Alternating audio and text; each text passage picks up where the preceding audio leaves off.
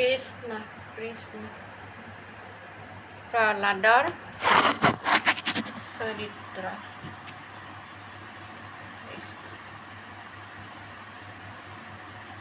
হে দৈত্যৰপতিৰ মহাগুণে ধীৰ, চাৰি পুত্ৰ জাত ভৈলা,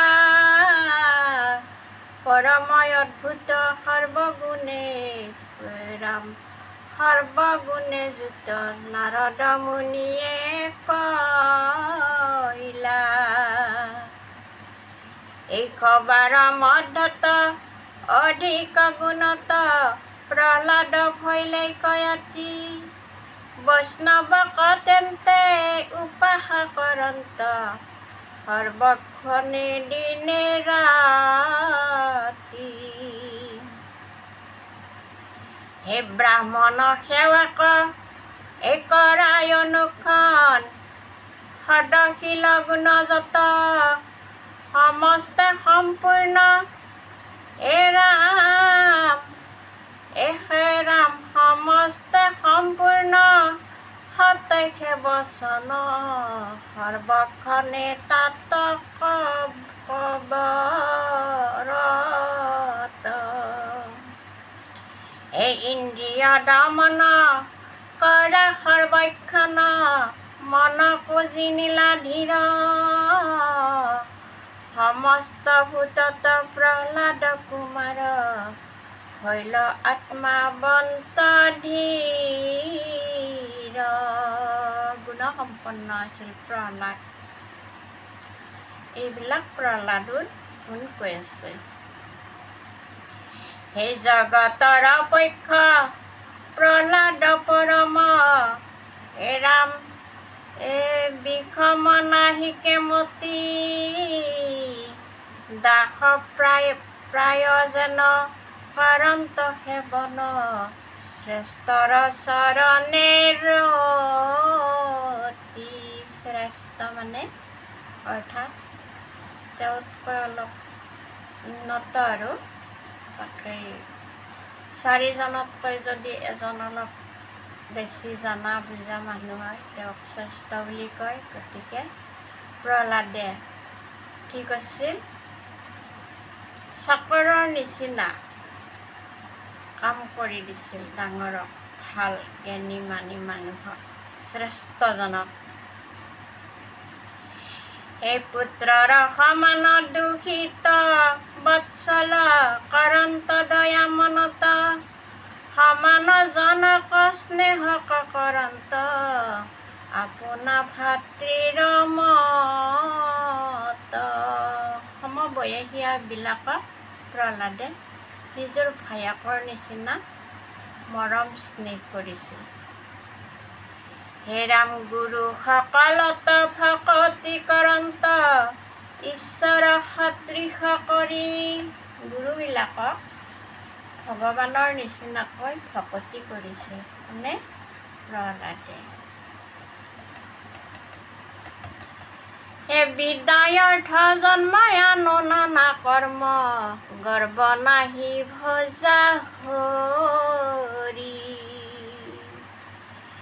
বিদ্যাৰ্থ জন্মায়ানো নানা কৰ্ম, গৰ্ব নাহি ভজা হৰি। অৰ্থাৎ কোনো নাই, একো নাই, একমাত্ৰ ভগৱানক ভজা। কোনে কৈছিলে, প্ৰহ্লাদে কৈছিলে। হে মহাদুষ ছয় তাতো মহাশয়, উদবেগ বুদ্ধি নাই, বিষয় সুখত নহি কন্তৰত, নকৰা বাঞ্ছা সদায়। বিষয় সুখ, গৃহস্থীৰ কৰ্ম কৰি বিষয় সুখ হ'ল, অৰ্থাৎ এই মায়াময় সংসাৰ, কাম ক্ৰোধ লোভ মোহ মদ মাৎসৰ্য আমি ত্যাগ কৰিব নোৱাৰোতো, তাকে কৈছে বিষয় সুখ, সেইবিলাক ত্যাগ কৰিব কৈছে। কাম ক্ৰোধ লোভ মোহ মদ মাৎসৰ্য বিষয় সুখ, সেইবিলাক কি কৰিছে, অৰ্থাৎ বাঞ্ছা কৰিব বাধা কৰিছে। এই ইহ পৰলোক যত ৰাম সুখ ভোগা দুই শ্ৰুতই আছে মানে, এই বিস্ত প্ৰায় যেন কৰিলন্ত তেন, এই দৈত্য সুত সৰ্বজনে। তেওঁ এইবিলাক বিস্তা অৰ্থাৎ দুই বুলি ভাবিলে, বিস্তা সদৃশ বুলি ভাবিলে। প্ৰাণ মন বুদ্ধি দমিল প্ৰহ্লাদে, গম্ভীৰ বুদ্ধি উত্তম, মহাশান্ত মন পৰম সজ্জন, হে ৰাম নিষ্কাম ভৈল পৰম।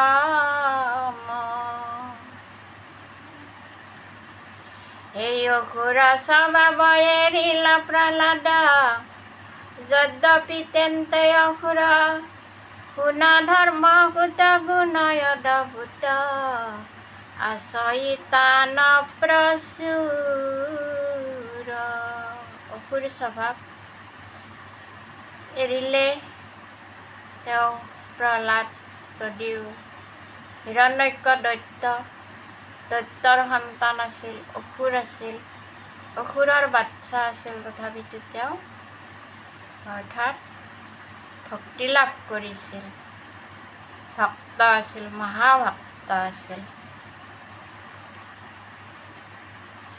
হে প্ৰহ্লাদত যত গুণ চয় আছে, এ ৰাম কৰিগণে দেখি তাক, কবিগণে দেখি তাক, মোহ হুয়া মন স্মৰে সৰ্বক্ষণে, প্ৰহ্লাদৰ মহিমাক। এখনে তানময়ী এই মহিমা সবক, থাকিবাক নতু পাৰে, যেন ঈশ্বৰক মহিমা সবত, দূৰ কৰিবাক নৰে। হে প্ৰহ্লাদৰ সেহি মত মহিমাক, এৰাম গাৱৈ সভাৰ মাজে, নানা প্ৰসংগত কহন্ত সতত, শ্ৰেষ্ঠ মহাৰাজে। অৰ্থাৎ ভগৱান কৃষ্ণৰ যিমান গুণ লীলা মহিমা মানুহে গাই শুনে কয় বা ভাগৱতত লিখিত আকাৰে আছে, ঠিক তেনেকুৱা প্ৰহ্লাদৰো গুণ শ্ৰেষ্ঠ শ্ৰেষ্ঠ মহন্তসকলে সভাৰ মাজত কৈছিল, গাইছিল। এই নানা প্ৰসংগত কহন্ত সভাত, শ্ৰেষ্ঠ মহাৰাজে, হে কথা সময়ত মহাজন যত, প্ৰহ্লাদ দৃষ্টান্ত ভৈলা, প্ৰহ্লাদক সম কোন হৈবে আৰ, মহাজনে কৈলা। মহাজন ডাঙৰ ডাঙৰ ব্যক্তি মানুহে উদাহৰণ দিয়ে যে প্ৰহ্লাদৰ সমান কোন হ'ব, কেনেকৈ হ'ব।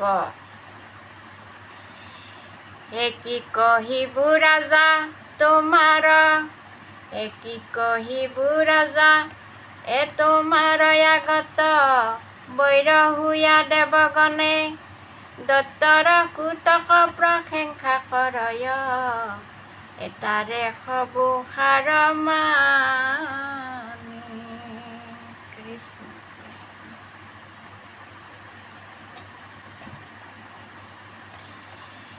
এই আন মহাগুণ যত আছে সবে প্ৰহ্লাদত, এই তান মহামহিমা সুচাৱে, ভগৱন্ত বাসুদেৱ যাৰ মনে সদায় সেৱ, এই ৰতি ভৈলা ঈশ্বৰৰ পাৱে।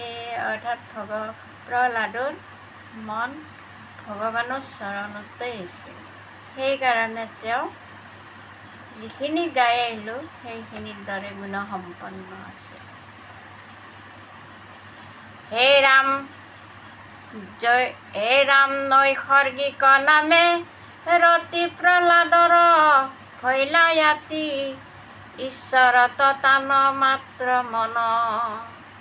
এই বালক কালত যত কিৰা দৈৱ নামত দৈত্য সুতে এৰিলা যতন। এই ৰাম যেন জোৰ উন্মত্ত কৰা নানা চেষ্টা যত জগতকে দেখা হৰিময়।